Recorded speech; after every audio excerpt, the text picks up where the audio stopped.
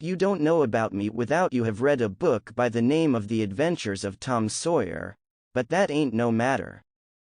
That book was made by Mr. Mark Twain, and he told the truth, mainly. There was things which he stretched, but mainly he told the truth. That is nothing. I never seen anybody but lied one time or another, without it was Aunt Polly, or the widow, or maybe Mary. Aunt Polly, Tom's Aunt Polly, she is, and Mary, and the widow Douglas is all told about in that book, which is mostly a true book, with some stretchers, as I said before. Now the way that the book winds up is this. Tom and me found the money that the robbers hid in the cave, and it made us rich. We got $6,000 apiece, all gold. It was an awful sight of money when it was piled up. Well, Judge Thatcher he took it and put it out at interest, and it fetched us $1 a day apiece all the year round, more than a body could tell what to do with. The widow Douglas she took me for her son, and allowed she would civilize me, but it was rough living in the house all the time, considering how dismal regular and decent the widow was in all her ways, and so when I couldn't stand it no longer I lit out. I got into my old rags and my sugar hogshead again, and was free and satisfied. But Tom Sawyer he hunted me up and said he was going to start a band of robbers, and I might join if I would go back to the widow and be respectable. So I went back. The widow she cried over me, and called me a poor lost lamb, and she called me a lot of other names, too, but she never meant no harm by it. She put me in them new clothes again, and I couldn't do nothing but sweat, and feel all cramped up. Well, then, the old thing commenced again. The widow rung a bell for supper, and you had to come to time. When you got to the table you couldn't go right to eating, but you had to wait for the widow to tuck down her head and grumble a little over the victuals, though there warn't really anything the matter with them, that is, nothing, only everything was cooked by itself. In a barrel of odds and ends it is different. Things get mixed up, and the juice kind of swaps around, and the things go better. After supper she got out her book and learned me about Moses and the bulrushers, and I was in a sweat to find out all about him. But by and by she let it out that Moses had been dead a considerable long time. So then I didn't care no more about him, because I don't take no stock in dead people. Pretty soon I wanted to smoke, and asked the widow to let me. But she wouldn't. She said it was a mean practice and wasn't clean, and I must try to not do it any more. That is just the way with some people.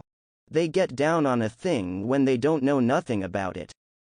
Here she was a-bothering about Moses, which was no kin to her, and no use to anybody, being gone, you see, yet finding a power of fault with me for doing a thing that had some good in it.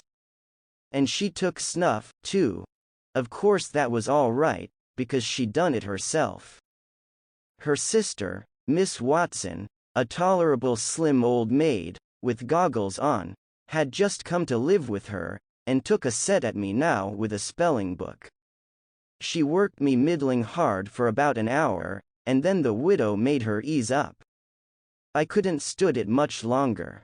Then for an hour it was deadly dull, and I was fidgety. Miss Watson would say, "Don't put your feet up there, Huckleberry," and, "Don't scrunch up like that, Huckleberry, set up straight," and pretty soon she would say, "Don't gap and stretch like that, Huckleberry. Why don't you try to behave?" Then she told me all about the bad place, and I said I wished I was there. She got mad then, but I didn't mean no harm. All I wanted was to go somewheres. All I wanted was a change, I warn't particular.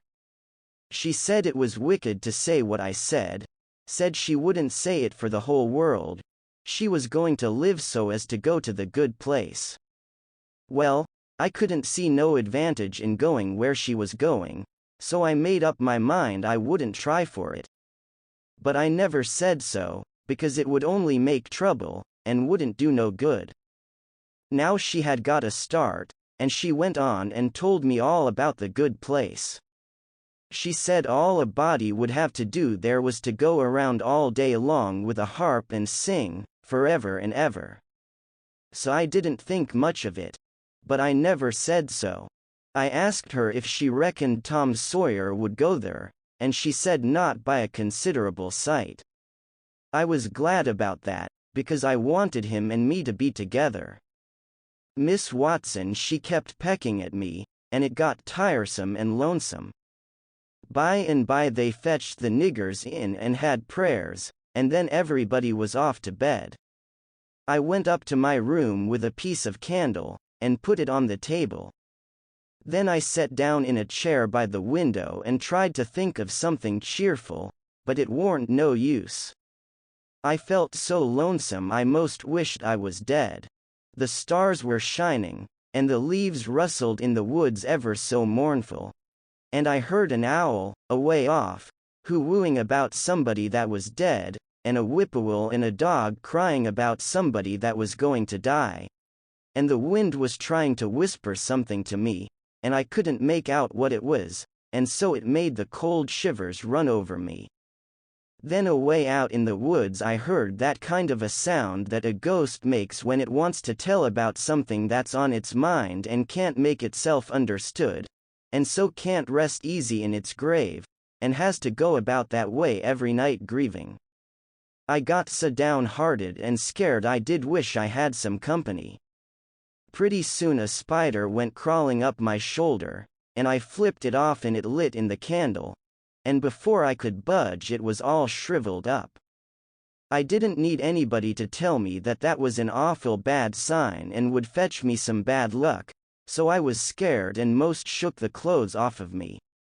I got up and turned around in my tracks 3 times and crossed my breast every time, and then I tied up a little lock of my hair with a thread to keep witches away. But I hadn't no confidence. You do that when you've lost a horseshoe that you've found, instead of nailing it up over the door, but I hadn't ever heard anybody say it was any way to keep off bad luck when you'd killed a spider. I sat down again, a-shaking all over, and got out my pipe for a smoke, for the house was all as still as death now, and so the widow wouldn't know.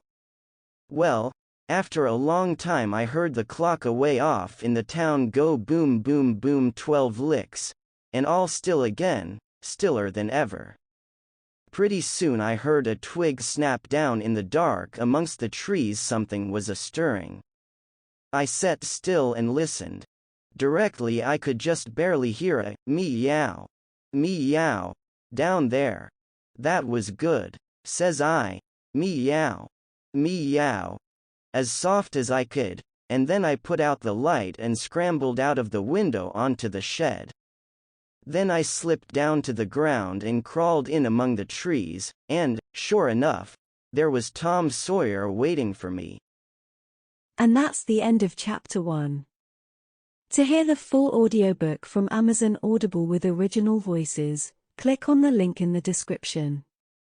I hope you enjoyed the beginning of this book. To hear more Chapter 1s, please subscribe to the channel and like our videos at Chapter 1 Audio.